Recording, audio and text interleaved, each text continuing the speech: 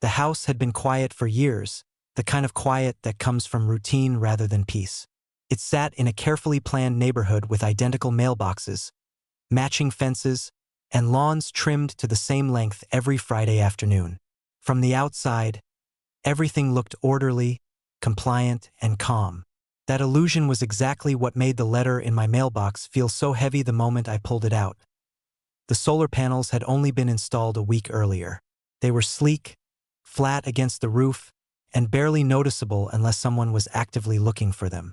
The installation had been clean, permitted, inspected, and signed off by the city without a single issue. The panels were not flashy, not oversized, and not visible from the street unless the sun hit them at just the right angle.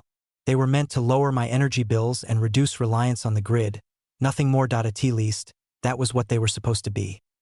The envelope came from the HOA, stamped with the familiar logo that every homeowner in the neighborhood had learned to recognize as trouble. Inside was a formal violation notice printed on heavy paper, written in the same stiff tone used for everything from trash cans left out too long to holiday decorations kept up past the approved date. The notice stated that the solar panels were not approved by the Architectural Review Committee and must be removed immediately to maintain neighborhood aesthetics. The wording was deliberate. It did not ask. It did not suggest. It demanded. It cited vague sections of the HOA rules about exterior modifications and visual harmony, implying that the panels were an eyesore and a disruption to the community. It included a deadline, a daily fine amount, and a warning that further action would be taken if compliance was not immediate. What stood out most was what the notice did not include. There was no mention of city permits, no acknowledgement that the installation had been legal, no explanation of how the panels violated any specific guideline, just authority, assumed and unchallenged. The neighborhood had always operated on quiet enforcement. Most people complied without question. Fines were paid, changes were reversed, and life went on. The HOA relied on that pattern. It relied on homeowners being too busy, too tired, or too intimidated to push back. This time, they assumed wrong. At first, the notice felt surreal.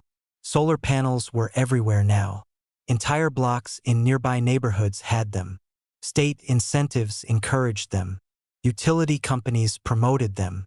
Even the HOA newsletter had once included an article about sustainability, though it had never gone further than praising recycling bins and drought-resistant grass. Still, the violation notice sat there, very real, very official, and very aggressive. The timing was not accidental. The panels had been installed on a Monday. The notice arrived on Friday. Someone had noticed immediately. Someone had reported it. Someone had taken the time to photograph the roof, file paperwork, and escalate it through the HOA system before the dust from installation had even settled. That realization changed the feeling from confusion to something sharper. The first few days after the notice passed in a blur of quiet observation. The panels stayed in place. No fines had been posted yet, but the threat loomed. Neighbors walked their dogs a little slower past the house. Cars seemed to idle a second longer than usual. The sense of being watched settled in. The HOA board had a reputation. It was known for selective enforcement and for targeting homeowners who deviated, even slightly, from the norm. Flags had been an issue. Vegetable gardens had been an issue. Even a bench placed too close to the sidewalk had once resulted in a citation. Solar panels, it seemed, were simply the next frontier. What the HOA likely did not expect was preparation. Before installing the panels, research had been thorough. Permits had been pulled. Contractors had been vetted. More importantly, laws had been read. Federal protections for solar energy systems existed for a reason, and they were not subtle.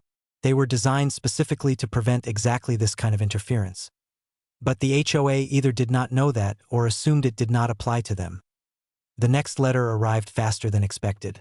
This one was firmer, more threatening, and included a schedule of escalating fines. It stated that failure to remove the panels would result in legal action and possible liens. The language was meant to scare. It referenced compliance deadlines and enforcement authority without once addressing legality. There was still no dialogue, no conversation, no attempt at discussion. Everything came in writing, filtered through forms and templates, as if the situation could be resolved through paperwork alone. The house itself remained unchanged. but the atmosphere shifted. Solar panels that had once represented independence and long-term savings now felt like a spotlight. The roof had become a battleground, whether anyone else could see it or not. Behind the scenes, records were being gathered. The installation contract, the permits, the inspection reports, the federal statutes that protected solar access and limited HOA authority. Everything was printed, organized, and ready, though not yet deployed. The HOA continued as if resistance did not exist. Notices were logged. Fine warnings were scheduled. The system moved forward on autopilot, confident that pressure would produce compliance as it always had. What they did not realize was that this was not a misunderstanding that could be smoothed over quietly. It was a test of power, and they had initiated it without understanding the rules they were about to collide with. By the end of the week, the fines officially began, ticking upward daily on the HOA account ledger. The solar panels stayed exactly where they were, absorbing sunlight, silently doing their job. Each day they remained in place was another day the HOA assumed would break resolve. Instead, it did the opposite. Because once fines start, things stop being informal. Once threats escalate, documentation matters. And once authority overreaches, it invites scrutiny. The neighborhood still looked peaceful from the outside. Lawns were trimmed. Mailboxes stood in neat rows. Nothing appeared out of order. But underneath that surface, a line had been crossed. And in the next chapter, that line was going to be tested against something far stronger than HOA bylaws. By the time the second week ended, the fines were no longer theoretical. They were posted, itemized, and increasing with mechanical precision. Each day added another charge, another line in the HOA's ledger, another silent attempt to force compliance through financial pressure. The system was designed to wear people down, to make resistance feel expensive and pointless. Instead, it created a record. Every violation notice, every fine posting, every threatening reminder was archived and organized. Dates were highlighted. Sections of bylaws were cross-referenced. Patterns began to emerge. The HOA was not only demanding removal of the solar panels. It was doing so without citing any rule that explicitly banned them. The authority it claimed existed more in tone than in substance. At the same time, something else became clear. The HOA was acting fast, almost recklessly. Deadlines were short. Penalties escalated quickly.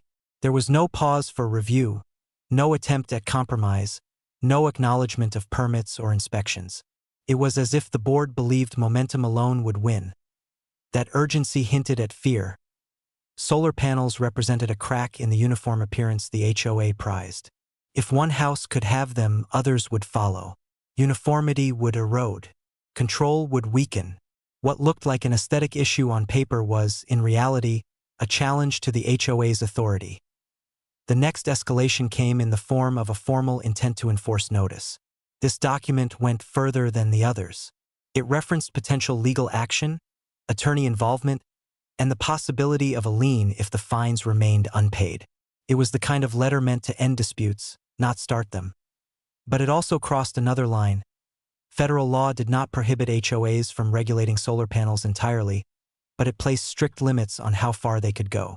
They could not unreasonably restrict installation. They could not demand removal without cause. They could not impose rules that significantly increased cost or reduced efficiency. These protections were not vague suggestions. They were enforceable standards. The HOA's notices ignored all of that. What followed was not a dramatic confrontation or a heated exchange. It was something far more dangerous to an organization built on authority. A methodical response. A certified letter was prepared, not emotional, not defensive, but factual. It outlined the permits, cited the inspections, and referenced the specific federal statutes that protected solar installations from unreasonable HOA interference. The letter did not threaten. It informed. It made clear that the solar panels complied with all local and state requirements. It explained that the HOA's demand for removal constituted an unreasonable restriction under federal law. It requested that all fines be paused and the violation rescinded. It included copies of permits and inspections as attachments. Most importantly, it created a paper trail that extended beyond the HOA's internal system. The letter was sent. Receipt was confirmed. Silence followed. Days passed with no response. The HOA continued to post fines as if nothing had happened. Another violation reminder appeared, identical in tone to the previous ones, completely ignoring the certified letter. This was no longer ignorance. It was refusal. That refusal triggered the next step. A complaint was filed with the appropriate federal agency, detailing the HOA's actions, attaching documentation, and outlining the pattern of enforcement. The complaint did not exaggerate. It simply presented facts in chronological order. Installation, permits, notices, fees, certified response, continued enforcement. The process was slow, but it was real. Meanwhile, word began to spread within the neighborhood. Not through gossip, but through observation. People noticed that the panels were still there. They noticed that fines were being issued, but nothing was changing. They noticed that the HOA, usually so quick to enforce, had not taken visible action beyond letters. Curiosity replaced indifference. A few neighbors quietly began researching solar options themselves. Others asked questions about permits and costs. Some recalled past disputes with the HOA that had ended differently, usually with quiet compliance. The idea that the HOA might be overstepping was new, and once introduced, it lingered. The HOA board, sensing a shift, attempted to reassert control.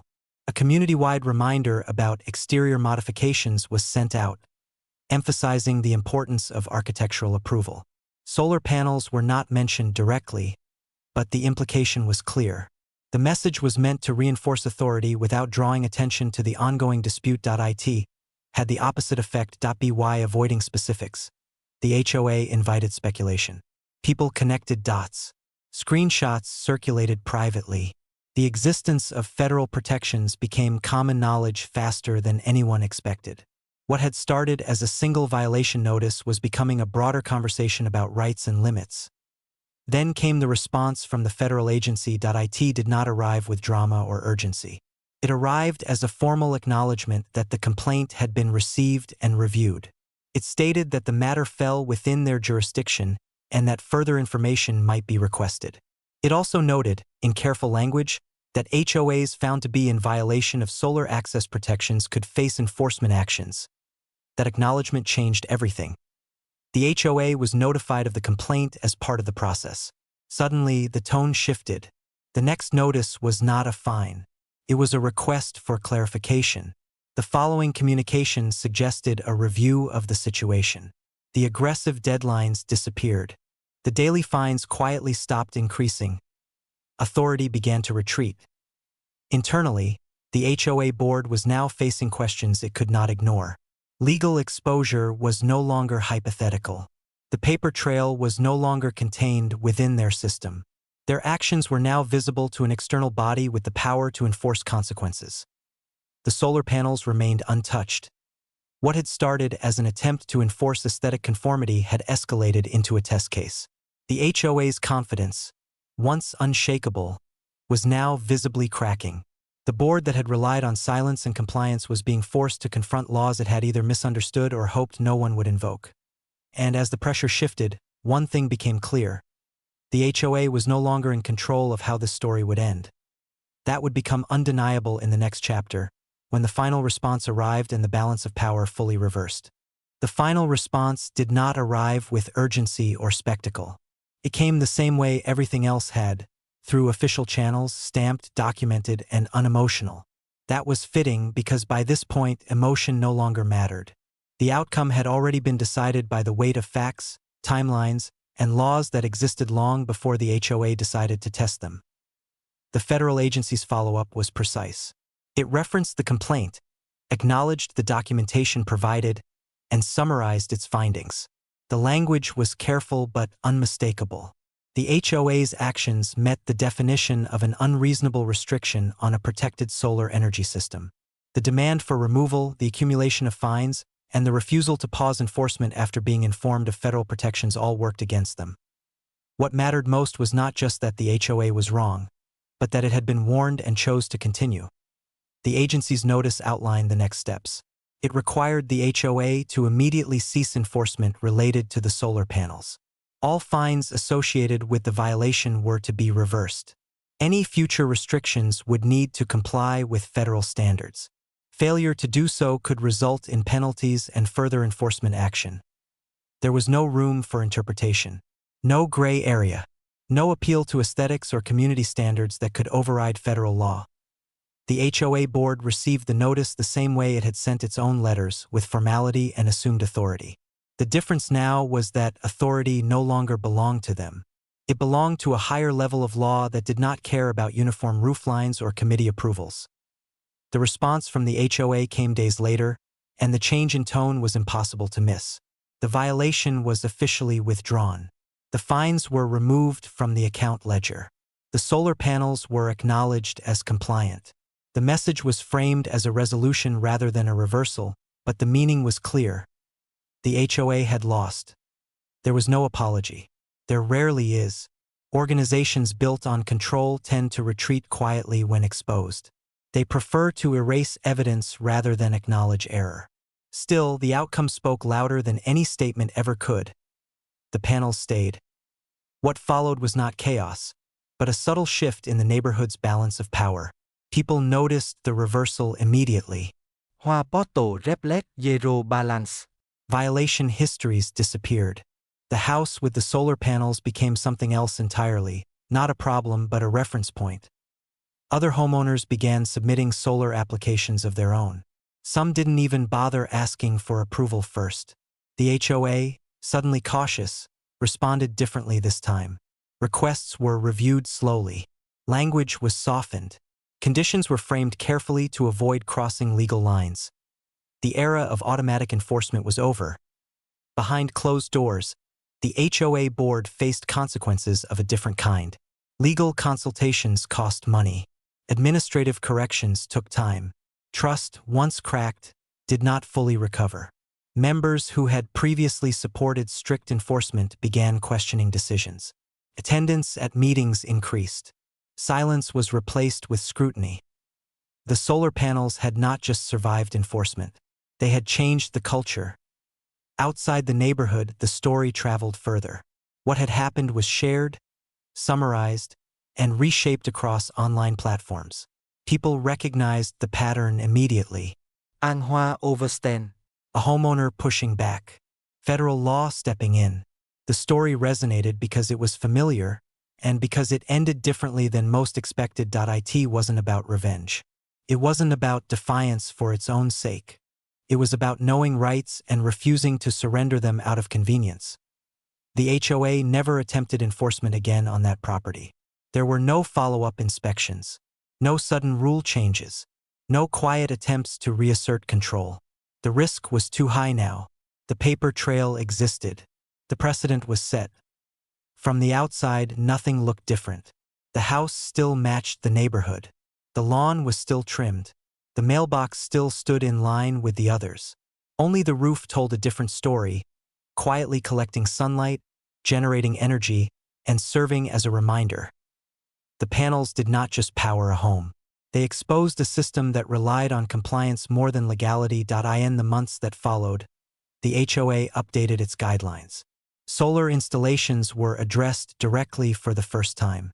The language acknowledged federal protections and emphasized cooperation rather than restriction. It was a public admission without calling itself one. No one mentioned the original violation. No one needed to. The lesson had already been absorbed. Authority without understanding had limits. Enforcement without knowledge invited consequences. And control, when challenged by law, did not hold. What began as a simple attempt to reduce energy costs became something larger. It became proof that even the most rigid systems could be forced to correct themselves when confronted with facts they could not ignore.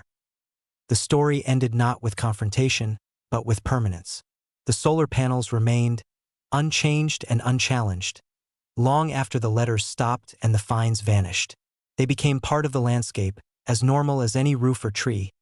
And somewhere inside the HOA's archived records, buried beneath outdated violation notices and withdrawn enforcement actions, sat the documentation of a moment when assumed power met actual law and lost.